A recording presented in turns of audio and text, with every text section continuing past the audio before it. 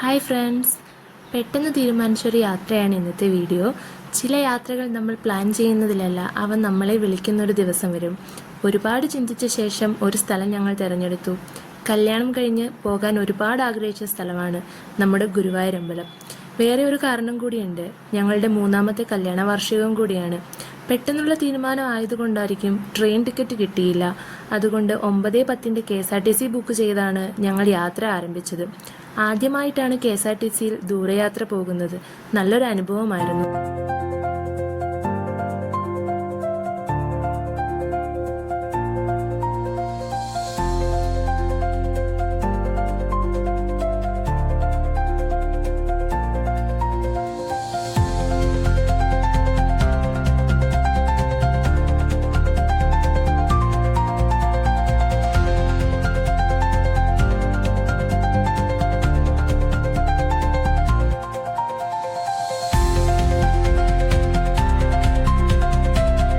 ഗുരുവായൂരിൽ ഞങ്ങൾ 2:30-ക്ക് KSRTC bus സ്റ്റാൻഡിൻ്റെ അടുത്ത് തന്നെ റൂമെടുത്തു.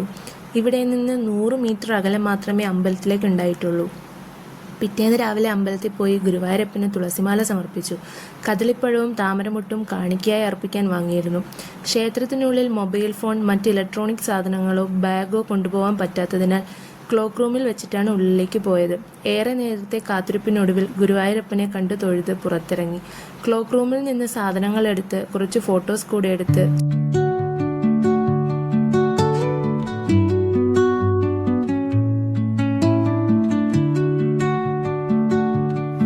പിന്നീട് നമ്മൾ ചോറ് കഴിക്കാൻ പോയി.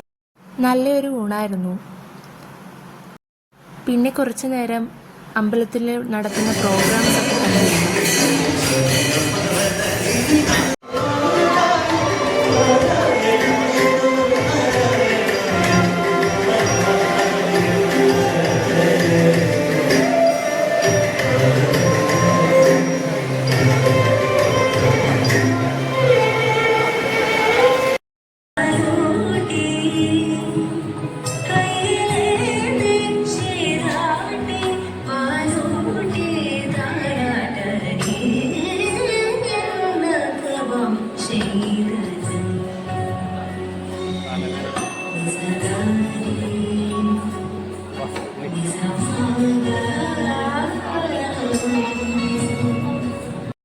അങ്ങനെ പുറത്തേക്ക് ഇറങ്ങിയപ്പോൾ അയ്യപ്പൻ കുട്ടിയെ കണ്ടു. ആനകളെ എനിക്ക് ഒരുപാട് ഇഷ്ടമാണ്. അങ്ങനെ ആദ്യമായി ആനയ്ക്ക് ഭക്ഷണം കൊടുക്കുന്നതൊക്കെ കണ്ട് കുറേ നേരം അവിടെ നോക്കി നിന്നു.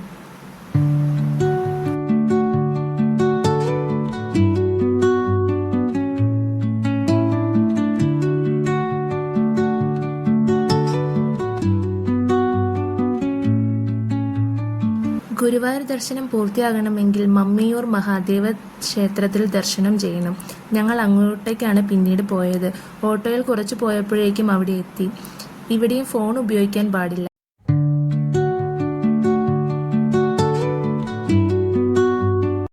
തിരിച്ച് നമ്മൾ പിന്നീടും ഗുരുവായൂർ അമ്പലത്തിലെത്തി. ഇൻസ്റ്റഗ്രാം റീൽസിൽ കണ്ട നെസ്കഫെ തപ്പി നടന്നു.